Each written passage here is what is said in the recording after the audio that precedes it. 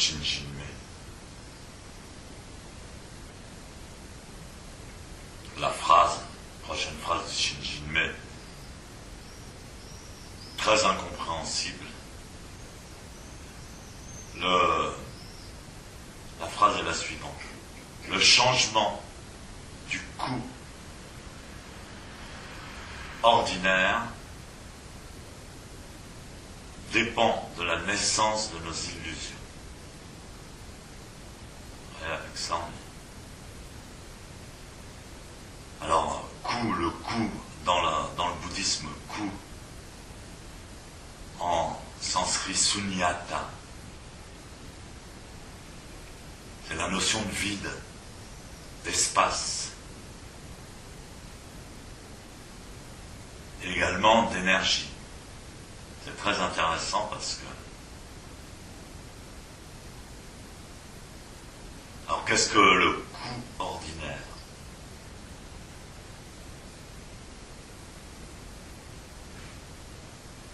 En fait, toute notre réalité est basée sur un contraste, sur le contraste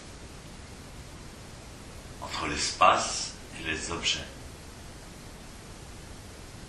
Même dans notre propre conscience, on peut considérer que les objets sont représentés par nos pensées. Nos pensées représentent un objet.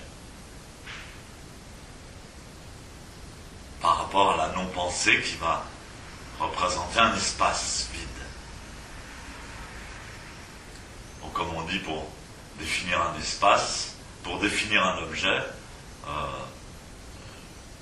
nous avons besoin de l'espace. De même que pour définir l'ombre, on a besoin de la lumière.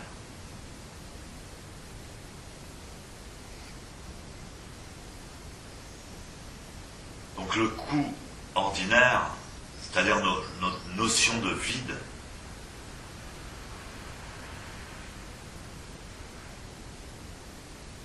c'est la pensée, la conscience ordinaire. On définit donc le vide d'après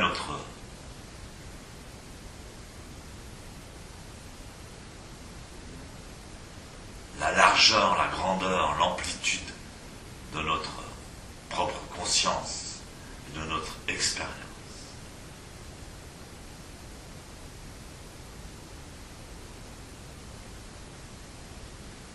Donc si on a des illusions ordinaires, notre notion d'espace, d'énergie, de vide est ordinaire. Il faut savoir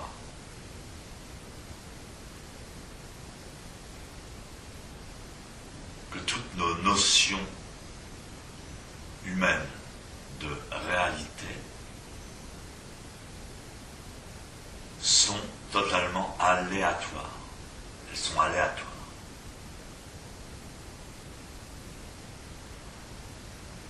Et elles nous dépassent nous-mêmes. Nous pensons à notre civilisation, à notre humanité comme quelque chose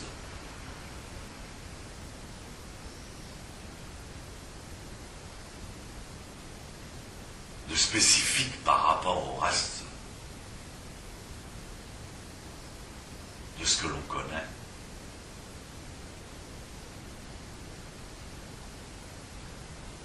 Mais la vérité, c'est que la réalité de l'humanité existait déjà avant même l'idée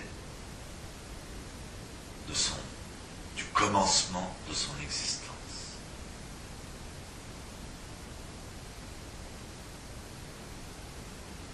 Et si ça avait été par exemple les singes qui aient construit une société civilisée, ou les dinosaures, il y aurait une grande différence avec notre réalité humaine, mais fondamentalement,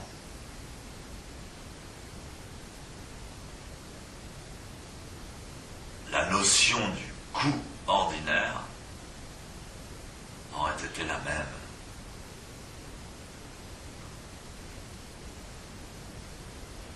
exemple, notre conscience est telle qu'elle est en relation avec notre système solaire.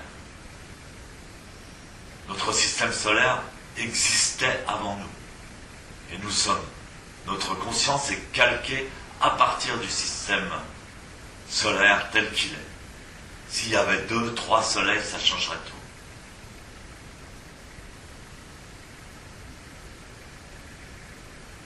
Si dans notre système solaire, il y avait d'autres planètes habitées, ça changerait tout. S'il y avait plusieurs lunes, ça changerait tout. Si la force gravitationnelle de la Terre était différente, ça changerait tout. Toute notre conscience. Et ça a été prouvé dernièrement.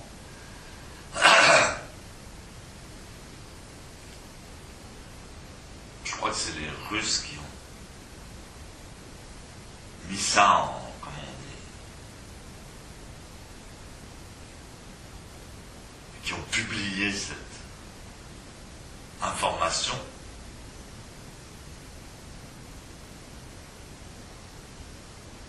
Ils ont découvert, surtout en faisant des voyages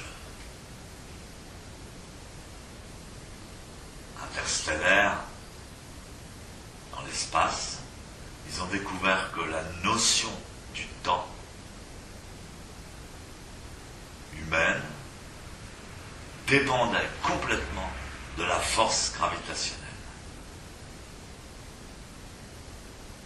Donc on n'aura pas du tout la même notion de temps sur la Lune. Si on marche, si on vit sur la Lune, on n'aura pas du tout la même notion de temps à cause de la gravité qui va être différente de la Terre. Et on dit qu'en ce moment, enfin depuis quelques années, on a observé que la force gravitationnelle de la Terre diminuait.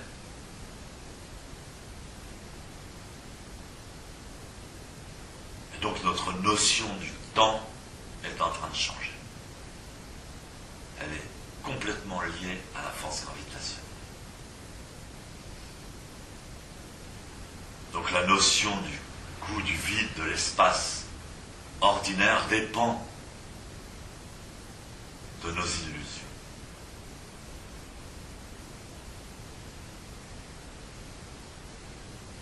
Et alors c'est très bien rendu dans la calligraphie chinoise ou japonaise, évidemment. Le noir sur le blanc, c'est tout à fait la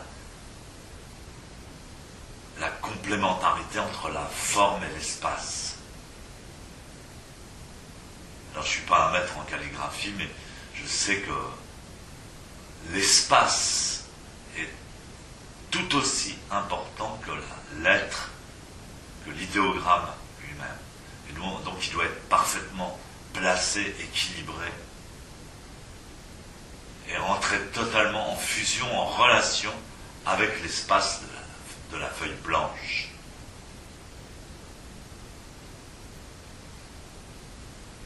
Donc il y a 2 mouvements différents qui se produisent dans notre corps pendant Zazen.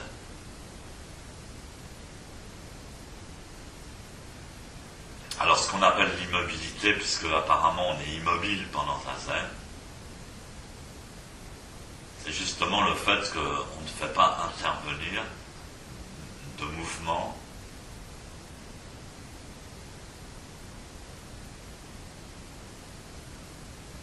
issus de la volonté personnelle.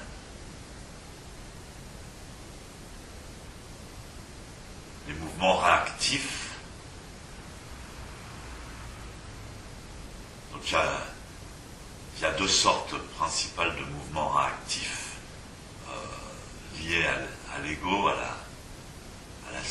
la survie en fait de notre être. Ce sont des mouvements qui tentent à attraper quelque chose, à courir après quelque chose, ou alors au contraire des mouvements qui consistent à fuir, à échapper à quelque chose. Donc ça, ce sont les mouvements qu'on arrête quand on fait Zazen, pendant le Zazen. Mais même quand on arrête de ces mouvements personnels.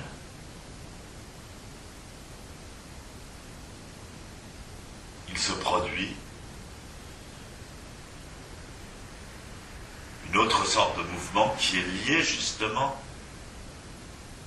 au système solaire et vraisemblablement beaucoup plus loin que ça, peut-être même à un système galactique ou système universel.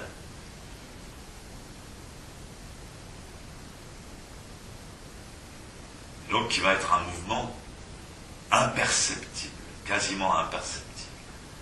On parle de biorhythme, par exemple.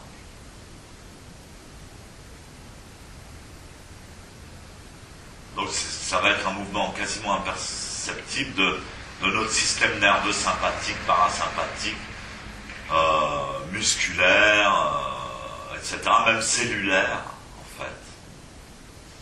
Mais c'est un mouvement qui va être lié directement au fonctionnement, au mouvement général du cosmos, et donc en particulier à proximité de notre système solaire. Donc un mouvement qui va être différent selon la croissance ou la décroissance de la Lune, par exemple, selon le jour ou la nuit, selon la saison également. Et donc en Zazen, on doit pouvoir observer ce mouvement et en fait l'accompagner. Donc ça demande d'être très patient et disponible. Et donc on l'accompagne et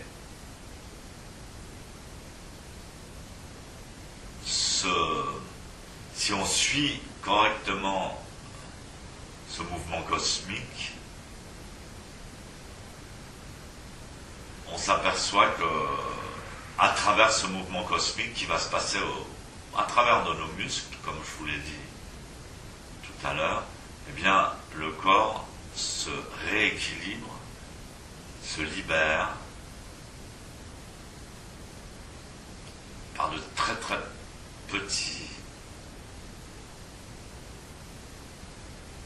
de très petites forces. Et donc il ne faut pas du tout intervenir personnellement, mais juste suivre.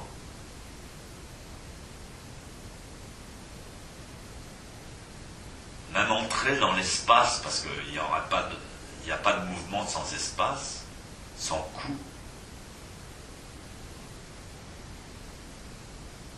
On va observer, Sensei disait, c'est une homéostasie. On va observer à travers notre corps, l'homéostasie.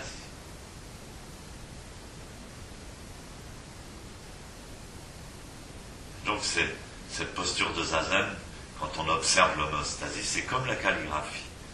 Toujours la relation entre l'espace et la masse. Donc vous allez observer simplement ce phénomène magnifique qui va se passer dans votre propre corps.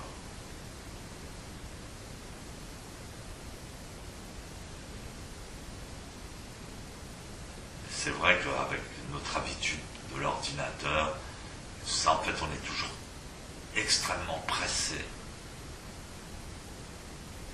C'est difficile d'attendre que le mouvement naturel se révèle sans rien faire. On a envie de bouger, on a envie de réagir, d'intervenir.